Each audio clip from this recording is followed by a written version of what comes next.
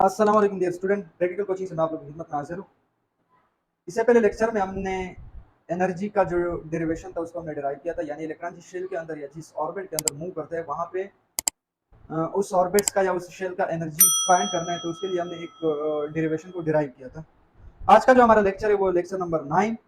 Lecture number 9 में हमने frequency को फाइंड करना, यानी इलेक्ट्रॉन जिस शेल के अंदर मूव करता है वहां से उससे कुछ रेडिएशन या उससे कुछ एनर्जी रिलीज होता है, या एब्जॉर्ब भी कर सकते हैं, रिलीज भी कर सकते हैं। एग्जांपल, वो अगर लोअर एनर्जी से और लोअर शेल से हायर की तरफ जंप करता है तो ये एनर्जी एब्जॉर्ब करता है, लेकिन जब हायर से लोअर की तरफ जंप करता है तो ये एनर्जी को रिलीज करते हैं। अब ये जो एनर्जी को एब्जॉर्ब करता है या रिलीज करता है, ये फोटॉन की सूरत में होता है। ठीक है, फोटॉन की सूरत में, यानी in the form of light. तो वहां पे उसका जो फ्रीक्वेंसी है उस फ्रीक्वेंसी को आपने फाइंड करना है, यानी इलेक्ट्रॉन जिस शेल के अंदर मूव करते हैं उस शेल का जो फ्रीक्वेंसी है उसमें इलेक्ट्रॉन का जो फ्रीक्वेंसी है उसको आपने फाइंड करना है। Calculation of frequency of radiation emitted from an electron. Electron से जो रेडिएशन क्या होते हैं, इमिट होते हैं, उस रेडिएशन का आपने फ्रीक्वेंसी को फाइंड करना है। ठीक है, चाहे वो किसी भी ऑर्बिट में हो या शेल में हो। तो सबसे पहले आपके पास जो डेरिवेशन है, यहाँ पे इससे पहले लेक्चर में हमने डेल्टा ई का जिक्र भी किया था, जो कि बोहर एटॉमिक मॉडल में कि डेल्टा ई बराबर होता है, बोहर ने कहा था डेल्टा ई बराबर होता है E2 माइनस E1। ठीक है, और इससे पहले जो लेक्चर था उसमें हमने टोटल एनर्जी को फाइंड किया था, जो आपके पास इक्वल था E इज इक्वल टू, आपके पास बराबर था E is equal to ME4, यहां पे माइनस का साइन भी आएगा, एट एप्सिलॉन नॉट का स्क्वायर और h का स्क्वायर। यहाँ पे हमने कुछ z का स्क्वायर और n का स्क्वायर, ये आपको पता होगा, इससे पहले लेक्चर में हमने यहाँ तक इस इक्वेशन को डिराइव किया था। और यहाँ पे आपने करने के इसको हमने एक नाम दिया था k का।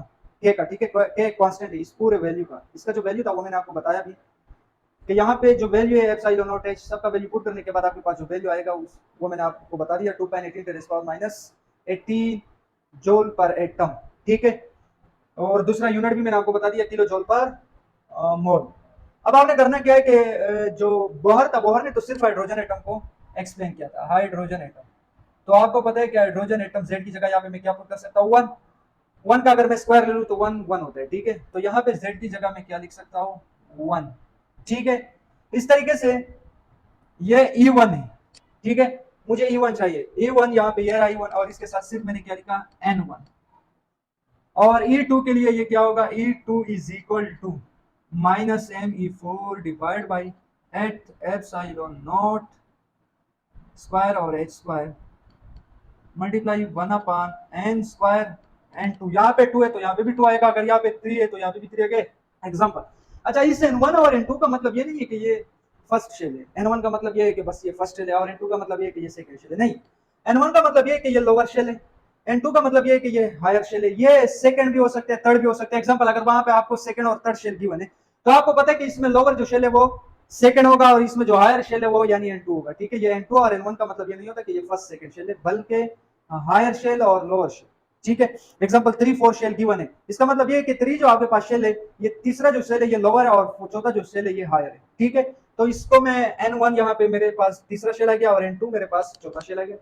ठीक है, अब आपने करना क्या, इन दोनों का वैल्यू आपने इस इक्वेशन के अंदर पुट करना है। ये आपके पास E2 का वैल्यू आ गया, और ये ऊपर जो आपके पास आया ये E1 का वैल्यू। अब यहाँ पे जो आपके पास है इसको मैंने नाम दिया equation number 1। Putting the value putting the value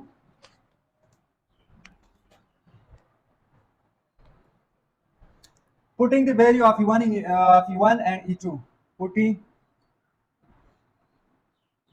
the value of E1 and E2 in equation 1। Equation 1 के अंदर आपने इसका वैल्यू पुट करना है, तो डेल्टा E बराबर है, E2 का मतलब क्या है, यहाँ पे E2 ये रहा आपके पास minus M E4 divide by 8 epsilon naught का स्क्वायर, और h का भी स्क्वायर है, ये आपके पास आ गया। और यहाँ पे भी माइनस है, ये भी माइनस अंदर भी। एग्जांपल, E1 का वैल्यू आपने पुट करना है, E1, अच्छा सॉरी, यहाँ पे N2 हमने पुट नहीं किया, तो मल्टीप्लाई 1/N2 का स्क्वायर, ये आपके पास आ गया, ठीक है। अब माइनस करना है E1 का वैल्यू, यानी E2 में से E1, ये आपके पास पूरा जो आ गया ये E2 है, ये क्या है आपके पास E2, ये E2 है, ठीक है। और E1 आपके पास क्या है, ये आपके पास यहाँ पे माइनस था तो यहाँ पे मैंने माइनस भी पुट किया, और ME4 divide by 8 epsilon naught का स्क्वायर, h का स्क्वायर है मल्टीप्लाई 1/n1 का स्क्वायर। n1 क्यों आया, क्योंकि E1 था, E1 की वजह से यहाँ पे n1 आ गया। और ये जो आपके पास वैल्यू है एग्जांपल, ये E2 का है, E1 का है, ये E2 और E1, इस इक्वेशन के अंदर E1 और E2 का वैल्यू मैंने पुट किया। और जब आपने इसको इस माइनस को इससे मल्टीप्लाई किया, मल्टीप्लाई करने के बाद आपके पास क्या आएगा, -ME4 डिवाइड बाई, अच्छा 1/n2 का स्क्वायर, ठीक है। 8 एप्सिलॉन नॉट का स्क्वायर और h का स्क्वायर, माइनस माइनस प्लस आया, और plus M4 divide by 8 epsilon naught का स्क्वायर, h का स्क्वायर 1/n1 का स्क्वायर, ठीक है। अब ये मैथ का रूल है कि जो प्लस का टर्म होता है वो आपने पहले लिखना है, और जो माइनस का टर्म्स है वो आपने बाद में लिखना है। तो ये रहा आपके पास, ये टर्म आ गया ME4 divide by 8 pi epsilon naught का स्क्वायर और h का स्क्वायर 1/n1 का स्क्वायर। ये टर्म पहले मैंने लिखा, इसको यहाँ पे मैंने लिखा, ठीक है। ये जो टर्म है ये, क्योंकि ये प्लस का है, प्लस होने की वजह से इसको मैंने पहले लिखा, और ये दूसरा जो टर्म है इसको मैं बाद में लिख रहा हूँ। ये रहा minus ME4 divide by 8 epsilon naught square h square multiply 1/n square, ठीक है। अब आपने करना क्या, इसमें कॉमन आपने लेना है, ठीक है। अच्छा n2 है ये, इसमें कॉमन क्या है, ME की power 4 8 by 8 epsilon naught square h square, ये कॉमन है। 1/n1 और 1/n2 ये कॉमन नहीं है, ठीक है। तो इसे आप स्क्रीनशॉट ले लें। अब यहाँ पे जो आपके पास है वो क्या आएगा,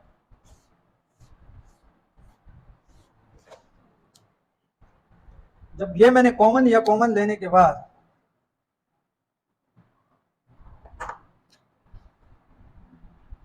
डेल्टा E बराबर है, delta E equal to ME4 divide by 8 epsilon naught का स्क्वायर और h का स्क्वायर। यहाँ पे जो आपके पास आ गया वो बचा क्या यहाँ पे, कि 1/n1, 1/n1 का स्क्वायर माइनस 1/n2 का स्क्वायर, ये आपके पास आ गया डेल्टा E, ठीक है। डेल्टा E का मतलब ये है कि चेंज एनर्जी में जो चेंजिंग आता है उसको डेल्टा E हम कहते हैं, ठीक है। अब आपने करना क्या है कि according to Bohr,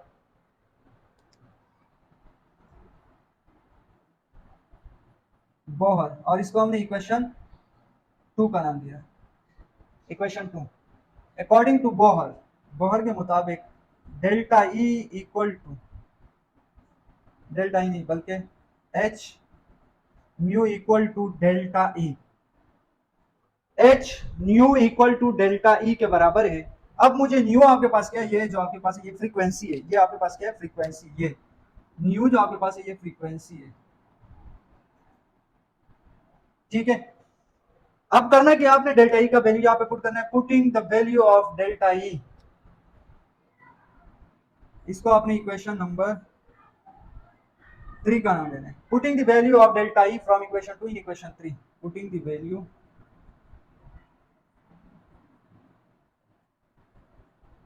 putting the value from, putting the value of delta E from कौन सी इक्वेशन से, from equation 2 in equation 3। Equation 2 का जो वैल्यू है डेल्टा ई का जो वैल्यू है इक्वेशन 2 में, उसको आपने पुट करना है इक्वेशन 3 में। तो h म्यू बराबर है डेल्टा ई का जो वैल्यू आपके पास वो ME4 divide by 8 epsilon naught का स्क्वायर h का स्क्वायर, और ये आपके पास इक्वल है 1/n1 का स्क्वायर माइनस 1/n2 का स्क्वायर। मुझे ये फ्रीक्वेंसी चाहिए, h यहाँ पे मल्टीप्लाई में इस साइड पे डिवाइड में आएगा, ये रहा ये डिवाइड में, यहाँ पे आपने लेकर आना है। पहले से h स्क्वायर है तो यहाँ पे क्या होगा, आखिरी जो डेरिवेशन है वो इस रेड मार्कर से मैं मेंशन कर रहा हूँ, ठीक है। Mu, nu is equal to, mu नहीं, nu is equal to me4 divide by 8 epsilon naught का स्क्वायर, एच का क्यूब आ गया। क्यूब कहां से आया? ये एक जो एच था ये मल्टीप्लाई हो रहा था फ्रीक्वेंसी के साथ, ये डिवाइड में आ गया और इसे मल्टीप्लाई हुआ और आपके पास जो वैल्यू आया 1/n1 का स्क्वायर माइनस 1/n2 का स्क्वायर। यह आपके पास फ्रीक्वेंसी का जो डेरिवेशन था उसको भी हमने फाइंड किया। ठीक है,